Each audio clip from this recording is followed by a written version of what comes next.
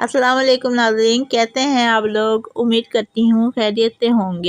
آج جو میں آپ سے گھریلو ٹوٹکا شیئر کر رہی ہوں وہ ہے توا صاف کرنے کا بہترین طریقہ۔ ویسے تو آج کل نان اسٹک کے توے زیادہ استعمال کیے جاتے ہیں، مگر کچھ گھرانوں میں آج بھی لوہے اور تانبے کے توے استعمال کیے جاتے ہیں۔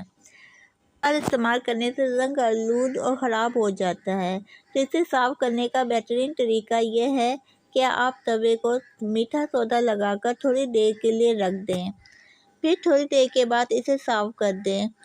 توا بالکل صاف ہو جائے گا۔ اس کے بعد اس پر سلاد کا تیل لگا لیں۔